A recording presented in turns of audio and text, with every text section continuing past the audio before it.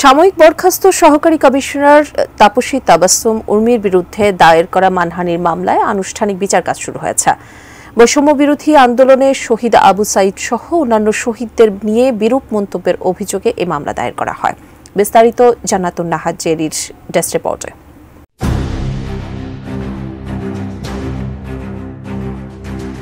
ঢাকার metropolitan magistrate Mohammad সেফাতুল্লাহের আদেশে মঙ্গলবার আদালতে বরখাস্ত ম্যাজিস্ট্রেট তাপসী তাবাসসুম উর্মির বিচার কাজ শুরু হয়।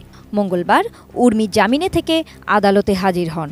তার পক্ষে আইনজীবী PM মাহাদি হাসান অব্যাহতির বিষয়ে শুনানি করেন। এ মামলার শুনানির 16 মিনিট তিনি কাঠগড়ায় দাঁড়িয়েছিলেন। নির্মাণ কাজেও আমি বেছে নেই CSRM TMT 500W, committed for better still। বাদীপক্ষের আইনজীবী অ্যাডভোকেট খাদিমুল ইসলাম এসব তথ্য নিশ্চিত করেছেন।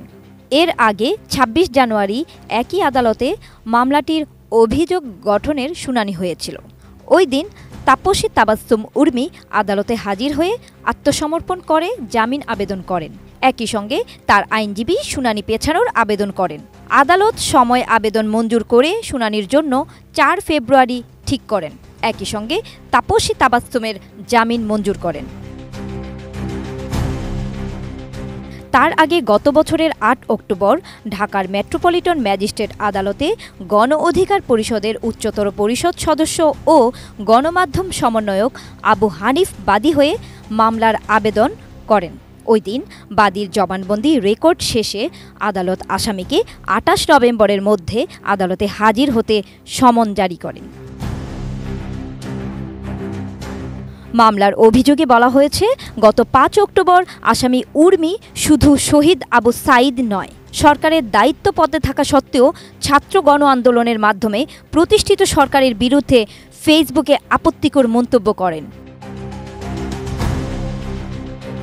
যার মাধ্যমে সুপ্রিম কোর্টের আপিল বিভাগের রেফারেন্সের ভিত্তিতে সংবিধানসম্মতভাবে গঠিত একটি সরকার প্রধান সম্পর্কে বিষোদ্গার করা হয়েছে।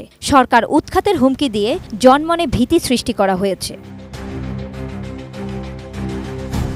গত 6 অক্টোবর অন্তর্বর্তী সরকারের প্রধান উপদেষ্টা ডক্টর মোহাম্মদ ইউনুসকে নিয়ে ফেসবুকে পোস্ট দেওয়ায় তাপসী তাবাসসুম উর্মিকে বিশেষ ভারপ্রাপ্ত কর্মকর্তা OSD করে জনপ্রশাসন মন্ত্রণালয়ে বদলি করা হয়।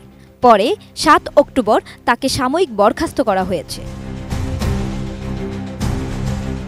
জান্নাতুন নাহার জেরি, ATN নিউজ।